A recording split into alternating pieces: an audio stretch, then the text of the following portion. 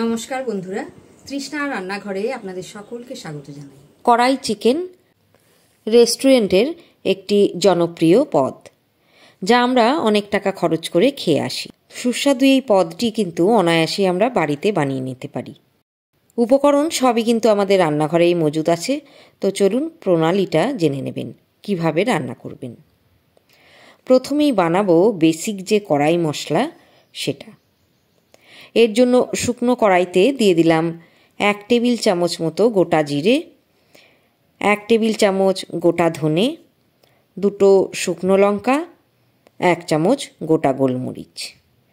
এবারে হালকা আঁচে একটু টেলে নিতে হবে। 1 মিনিট মতো টেলে নিয়েছি। দেখবেন যখন অ্যারোমা বেরোতে শুরু করেছে, নামিয়ে ঠান্ডা করে একটা মিক্সি জারে নিয়ে গুঁড়ো করে নেবেন। দেখুন ঠান্ডা হওয়ার পর আমি গুঁড়ো করে নিয়েছি, কিন্তু খুব মিহি করে করবেন না। দেখুন একটু দানা দানা আছে, তো এইরকমই একটু মোটা করে পিষে নিতে হবে। তৈরি হয়ে গেল কড়াই মশলা। এই মশলাটা এবার ঢাকনা বন্ধ করে রেখে দিন। এবারে দেখুন আর কি লাগবে। একটা ক্যাপসিকাম কিউব আকারে কেটে নিতে হবে। কিছু পেঁয়াজও পাতলা পরত ছাড়িয়ে ক্যাপসিকামের মতো করে কেটে নিন। 2 চামচ আদা রসুন বাটা, আর আছে 3টে মিহি করে কুচোনো পেঁয়াজ।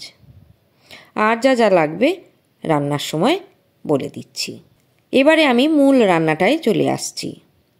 কড়াইতে 1 টেবিল চামচ মতো তেল দিয়েছি। রান্নাটা আমি সাদা তেলে করছি। এখন ক্যাপসিকামের টুকরোগুলো আর পেঁয়াজের টুকরোগুলো দিয়ে দিতে হবে। সামান্য নাড়াচাড়া করে দিন। খুব বেশি ভাজার দরকার নেই।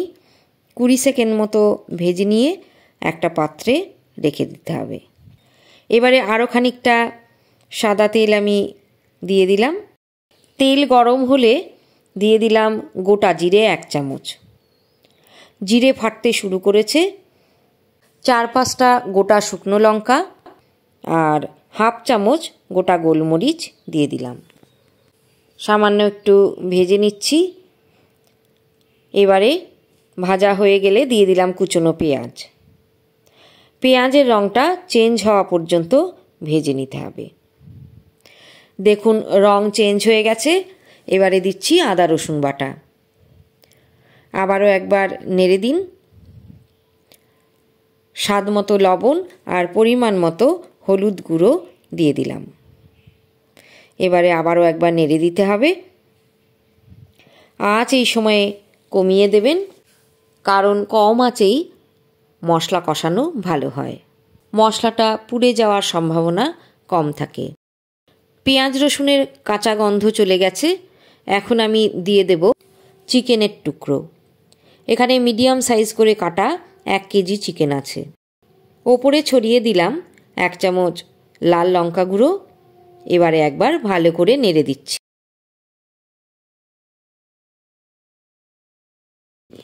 মিনিট 5 রান্না হওয়ার পর দেখুন চিকেন থেকে জল বেরিয়েছে। এবারে দিলাম 1 চামচ হোমমেড গরম মশলার গুঁড়ো। সেই সঙ্গে দিচ্ছি একটা বড় সাইজের টমেটো পেস্ট করে রেখেছিলাম, সেটাও দিয়ে দিলাম। এবারে কষিয়ে নিতে হবে। আঁচ এই সময়ে মিডিয়াম থাকবে। টমেটোর কাঁচা গন্ধ থাকলে ভালো লাগে না, তাই সময় নিয়ে কষাতে হবে। 10 মিনিট এইভাবে অল্প আঁচে কষিয়ে নেওয়ার পর যে কড়াই মশলাটা বানিয়ে রেখেছিলাম তার অর্ধেকটা দিয়ে দিলাম। মশলাটা নেড়ে চিকেনের সাথে মিশিয়ে দিচ্ছি।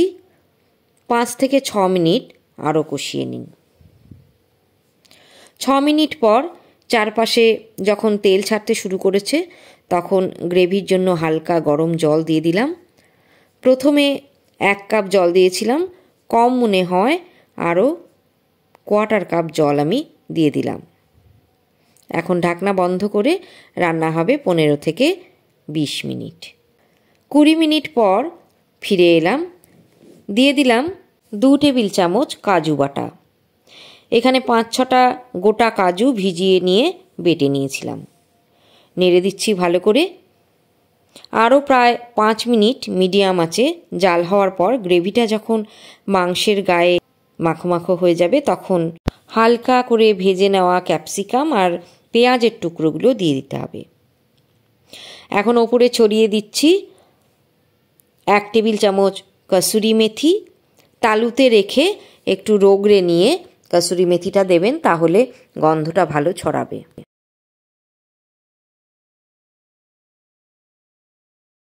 আবারও একবার নেড়ে দিচ্ছি।